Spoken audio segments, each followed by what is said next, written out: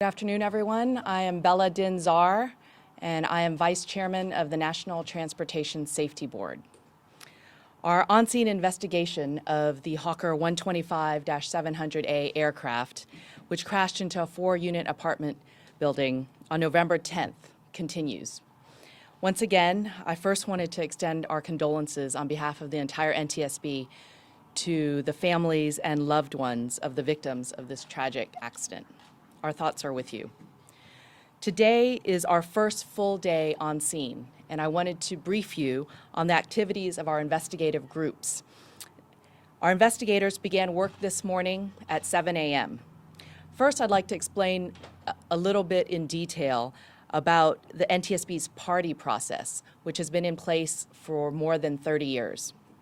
The NTSB offers party status to those organizations, agencies, and companies that can provide the technical expertise and information that supports our investigation and the relevant factual record that we are creating.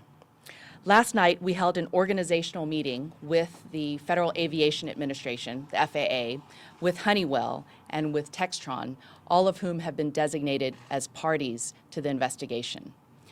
The multidisciplinary team, which is led by our investigator in charge, Mr. Jim Silliman, who's here with me today, has made progress in a number of areas. And again, we're still in the fact-gathering phase of our investigation. But here are some of the activities that are ongoing. Our structures group is gathering information about the accident aircraft. As I mentioned, the aircraft was a Hawker 125-700. It was manufactured in 1979. The airplane structure was predominantly consumed by the fire and impact forces. All 4 corners of the airplane, the wings, the tail, and the nose, are present. And the primary flight controls and landing gear were also examined today. We're still inspecting the house and nearby vehicles for airplane parts. We found no evidence to indicate that the airplane was not intact prior to impact. Both engines have been removed for further inspection off-site, and we're still searching for the digital engine computers to retrieve the engine data parameters. Our systems group has inspected and documented the flight deck. The landing gear was found in the down position, and the flaps were extended. Flight control continuity has been established. We're still searching for the ground proximity warning system. Our aircraft performance group is documenting witness marks, power lines that were struck by the aircraft, trees surrounding buildings, and the security camera footage.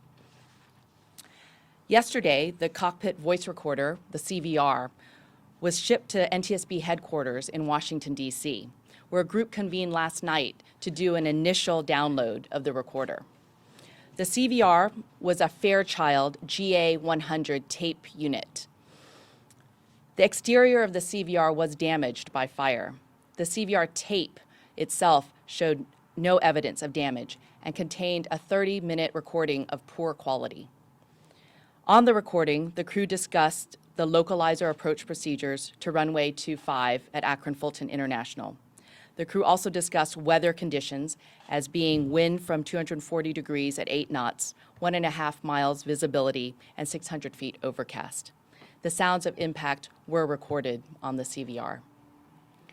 Next week, back in Washington, we will be forming a CVR group with all of the parties to the investigation to conduct a more in-depth review of the CVR.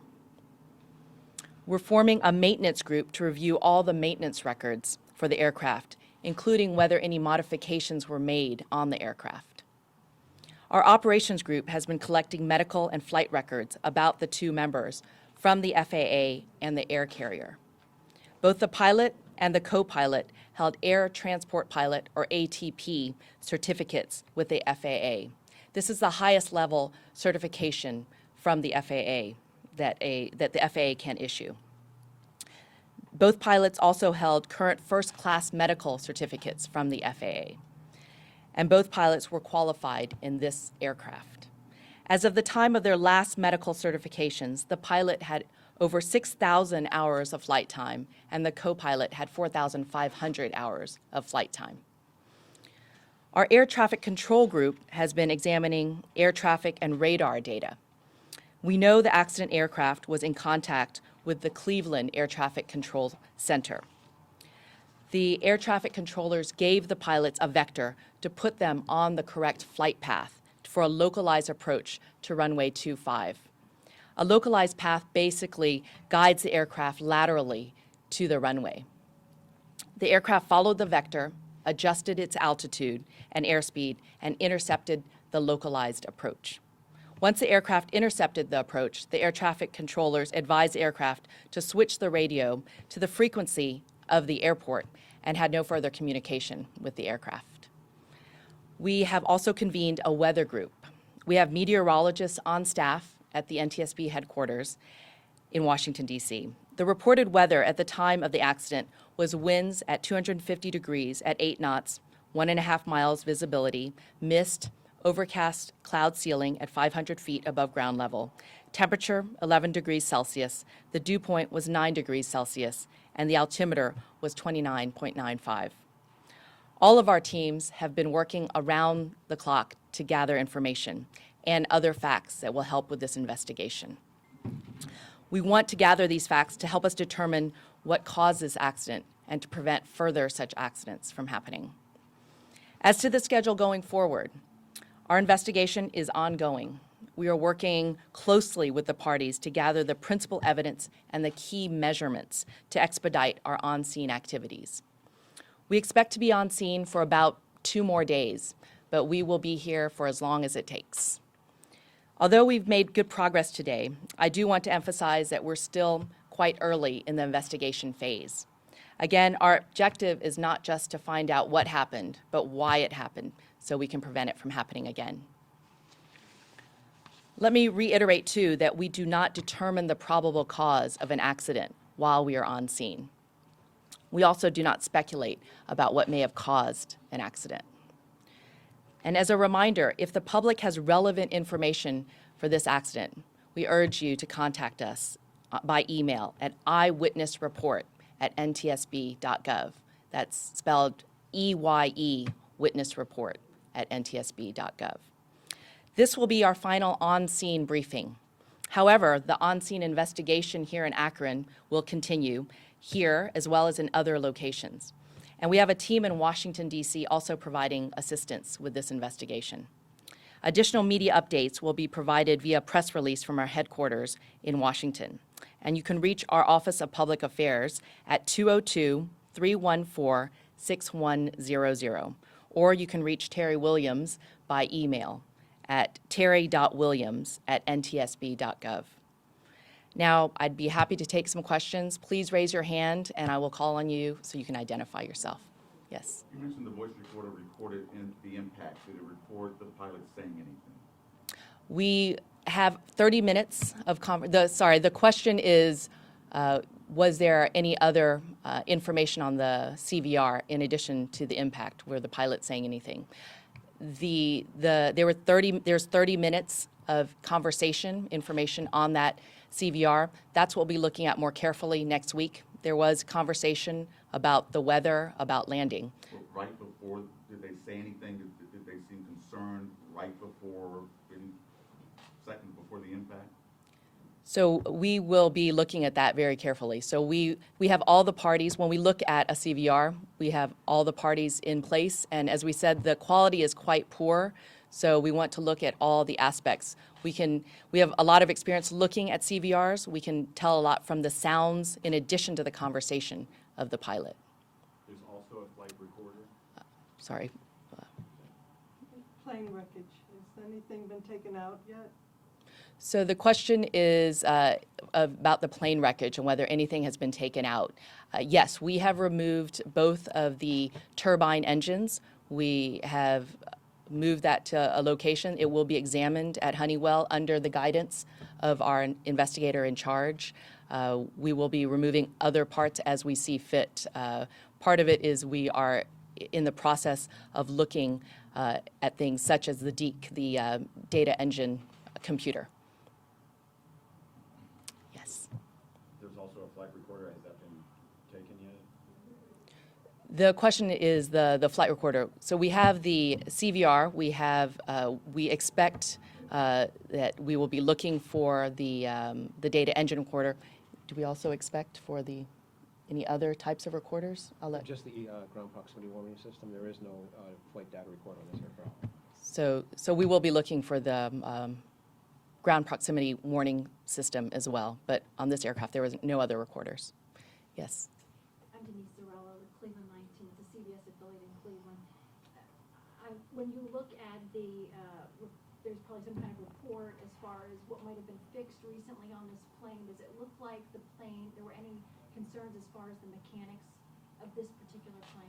So the question is whether there were any concerns about the mechanics of the plane. And we are in the process now of forming what we call a maintenance group, and that's exactly what they're going to be inspecting, is every aspect of maintenance, and as well as any modifications.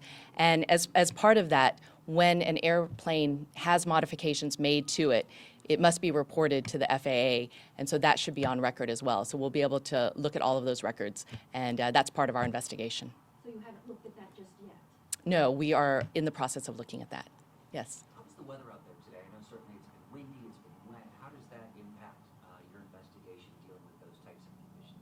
So the question is, how did the weather today impact our investigation? And our investigation encompasses a lot of different things. As far as the on-scene, we were lucky there wasn't too much rain, but we are very accustomed to working in all types of weather, so that doesn't affect our investigation. We also have other parts of our investigation that are in other parts of the country. We're looking at records.